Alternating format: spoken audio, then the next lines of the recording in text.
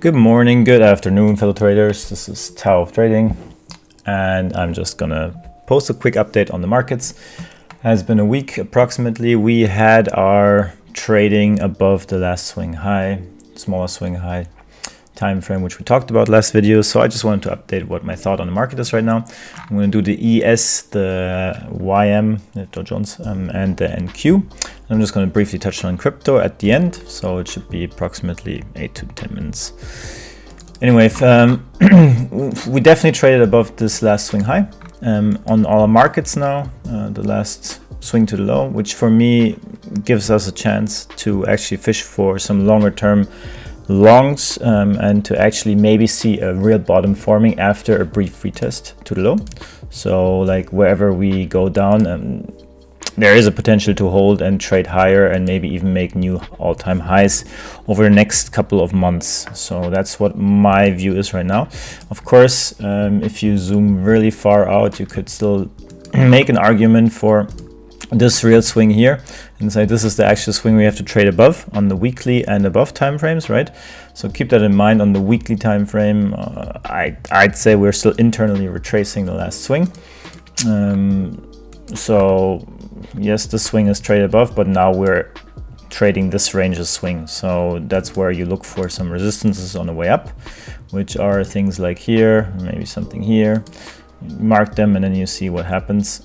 So the point where we get smacked off here is probably some old support here that we had and then lost again. So it's a very interesting point. For me personally, this means that we trade above the swing high, so I'm personally changing my bias to a more bullish stance. However, we are, like I said in the last video, we were trading at the end of the move. It was pretty obvious it was extended. It pushed above, which is good for bulls because now there is a case to be made for a low and for a bottom, for tradable low or bottom, maybe end of August, beginning of September, right? But you have to be aware that we are shifting and we're distributing on the 12-hourly and even on the daily. And you can see it here, right? We're losing the momentum. If you just compare the highs to the MACD highs and the signals. Personally, this is just a wedge fallout we're having, and the technical target of the wedges is usually always a second touch, right? 1, 2, 3. You break out of it and you trade towards the low of the second touch. The question is today, will we hold it or not? That remains to be seen. There is some downward momentum, but I could totally see us doing some kind of low run and then trading above again and going further for now. And those are the options I see right now. I think personally you want to look for longs, so like high areas you can play right now are things like zones like this last high here. You can trade this zone here in respect to this, right? So there's some longs to be found on the ES in this range here. Maybe even on the top of this, although I do believe it got tested right here. You can see the small little wick there. So therefore I don't think this will produce too much of a bounce. But anything in this area here, I personally think this will get a bounce in respect to this area here. And then the big question is, if we trade lower, where do you want to look for longs? I think this zone here is pretty nice. It's a pretty big zone overall, like this zone here. I think you look for longs, and if we really come down, you try to fish for longs here. And then overall, you just look on the higher time frames. This is a classic wedge breakout. It could be definitely a low pattern formation that has been formed, and we talked about this in the past videos. Interesting thing to note on the NQ is that we reached the 1.618 extension. If you take the FIB extension of the last really impulsive move from the low, you can see that we have reached that extension, right? You just take this here, and I consider this the real extension because this is some sort of two-legged correction you can see, and it forms a pattern, right? Some kind of triangle breakout sort of thing, which is usually the correction of a bigger impulsive move, and we got right to the 1.618 fib extension, right to the tick, right? So that for me leaves us room to say, okay, maybe this is some sort of impulsive move we started. If you want to put some Elliott wave respect into it, this might be a 1, 2, 3. And we come down for a 4, which in that case makes what I just said before on the ES even better. Like you can see these long zones I already marked. I think these are zones you want to long, honestly. Maybe even already the bullish longs obviously are these here. 1, 2, and then probably this is probably a retest of this high here. So you probably want to go for a long, bullish long at this lower end here. Because I think if we trade above this, below this, I think it's likely that we at least reach something in here. Maybe even go to lower ones. That's something to be aware of on the NQ. If you zoom out on the NQ, same thing, same shit, different smell, right?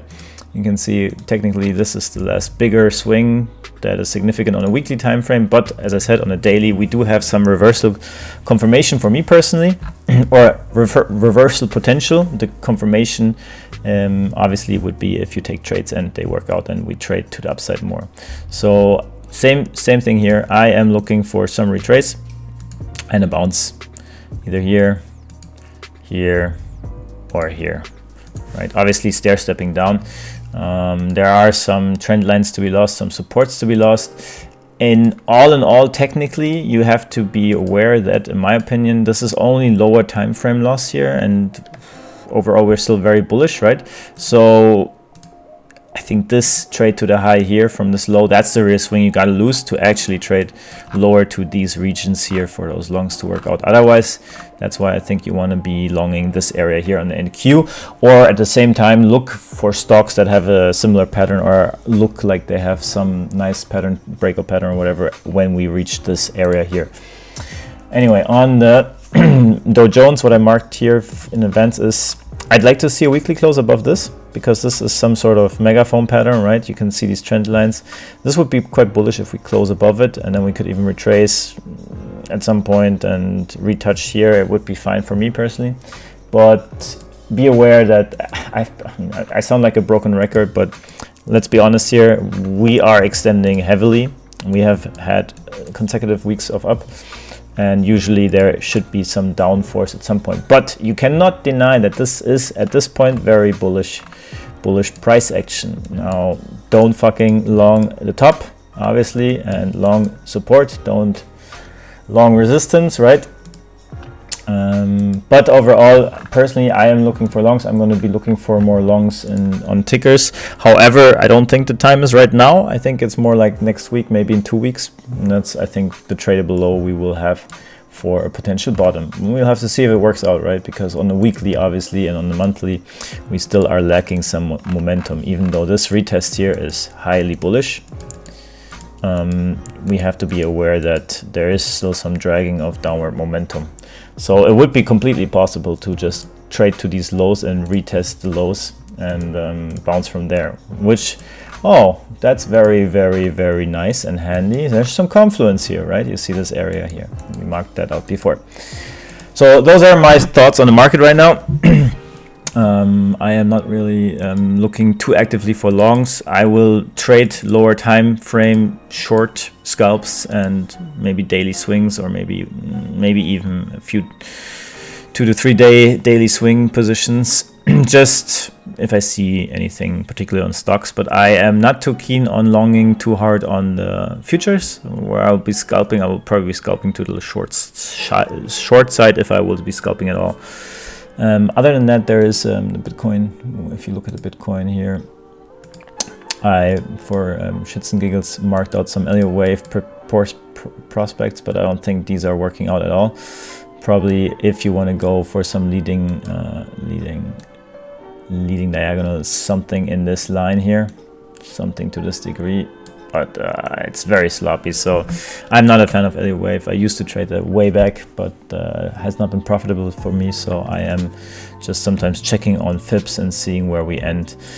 Right now, I think the Bitcoin is a bit more bearish than everything else in the tech sector and in the NQ sector. We didn't even reach these highs here, barely touched on this last support that turned resistance, right, that flip. And you can see there is we had some channeling going on, we broke through it, so I do suspect that on the Bitcoin we will retrace, and honestly it wouldn't surprise me if we make newer lows. We have this small swing we gained here, and because we gained the swing here, you could make a point for longs in this area here. It's a nice little area holding these overall last supports we flipped, or last resistances we flipped into support. That would make a lot of sense to me. But I am a bit more cautious on the Bitcoin. However, in comparison to that, if you look at Ethereum, that does look a bit better, right? But again, we have not been really trading above this cluster here, and I said so last week. If you look at the weekly or even at the monthly, there is some heavy resistance we're coming into here, right?